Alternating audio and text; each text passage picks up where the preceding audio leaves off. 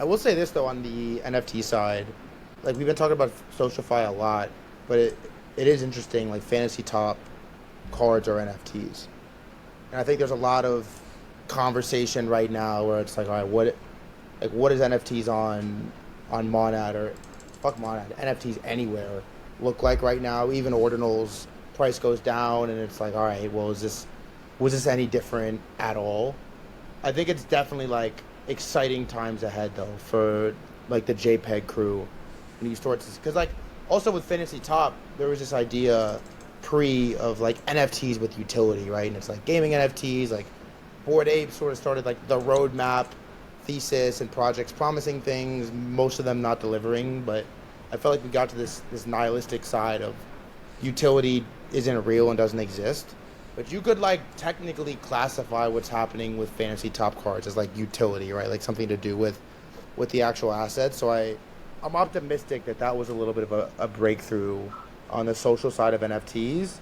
And it's like, man, as we get closer to Monad and obviously like testnet, then mainnet, I think you can start to fantasize a little bit about like what's possible as far as resparking that sector. And of course, we're going to be at the forefront of it. I've definitely seen like a degree, I mean, at least within like Monad circles, I've seen like some of our kind of core community members thinking that like, oh, this could be from like a culture and memes perspective, like an actual resurgence of NFTs that goes well beyond Monad itself.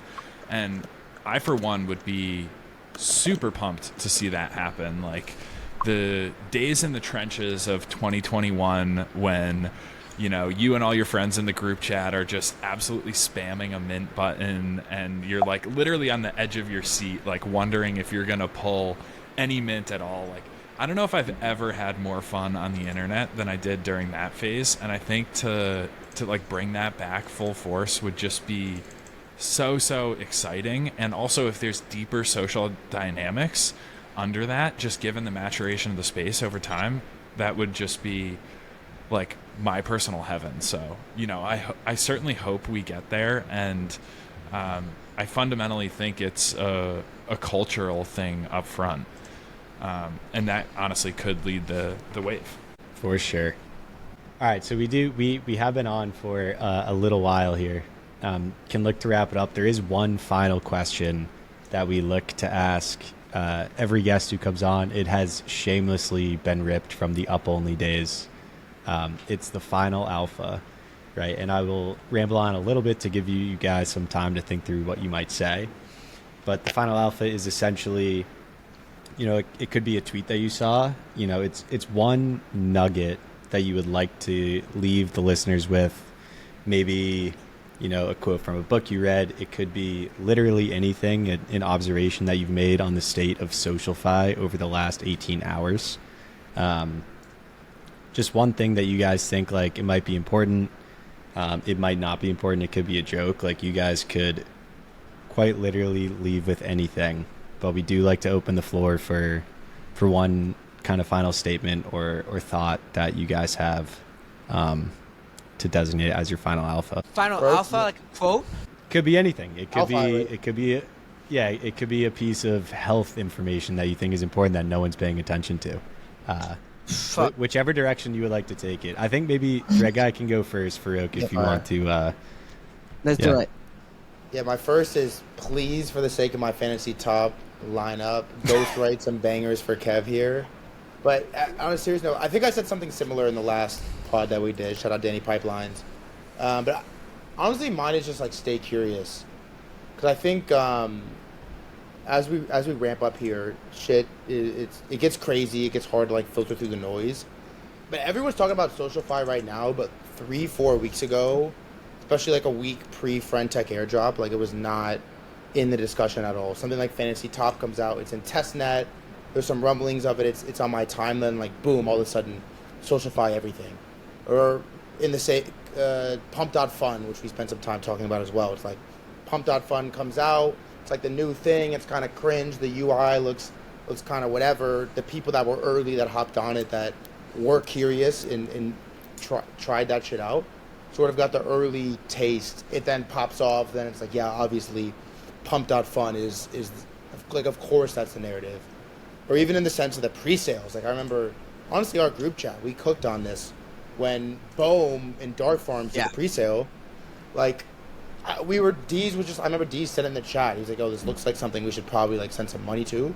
But pre-sales were like not the hot thing. Nobody was posting pre-sales. No one was making money from them. It was not in the discussion at all whatsoever. So I think like as, I don't know, this cycle goes forward, I feel like I see more and more like people that have already made it graduate and leave the trenches. And then you watch I've been calling it beanie maxing on the timeline. Like you watch the takes just like slowly and slowly and slowly just like disassociate. You watch like people are quicker and quicker and quicker to FUD the new thing, FUD fantasy, FUD pump.fun, whatever it is, before it takes over and wins over the narrative. So I don't know. I've just been in the, like I'm trading tokenized countries on World PvP right now. Like I'm trying to just fucking be an ancient Roman gladiator like in the Colosseum and just like stay curious with what's happening. So I think that's my nugget for how to play this year.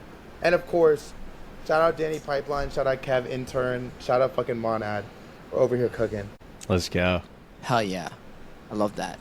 Staying curious is Banger. the most important thing in crypto. If you're not curious, you're done. Like, it's you either like stay curious and like, or else you're gonna end up in the mid curve for life. I think that's what most people make the biggest mistake. Like they think they're so much better than everybody else or so much smarter, but it doesn't matter because you get out traded by some idiot that's never used crypto before, even if you're class of 2000 these nuts. Like it doesn't matter. You know what I mean? Like the whole class of like the whole like, oh, I was there. Like we got laughed at all through 2021, but like NFT still cooked the hardest. And like now you have a lot of people like hard like mid curving like meme coins and like SocialFi because it's maybe too time consuming and they've all made their gazillions of dollars and they're too cool for the current timeline. But like remember like where like NFTs started, like when they got into the crypto journey, right? So that's why like I never like the whole like, oh, your last cycle. Like I'm from 2021, but like we've built faster than a lot of people that have been there since like 2013 for say, right? Because we care. So like the other thing would be like that's a piece of advice I always give everyone, like that when they're building something, it's like be the person everybody wants to work with.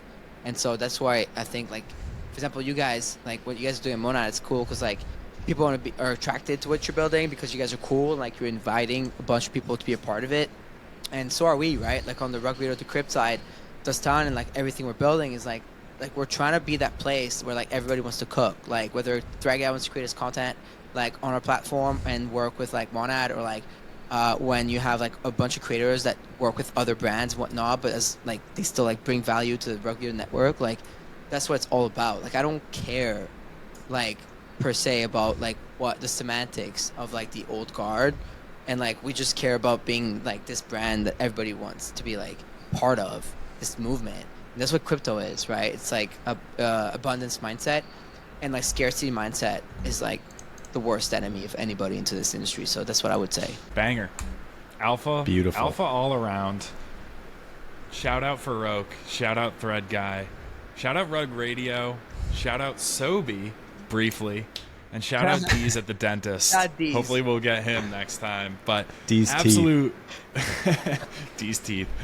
Absolute banger.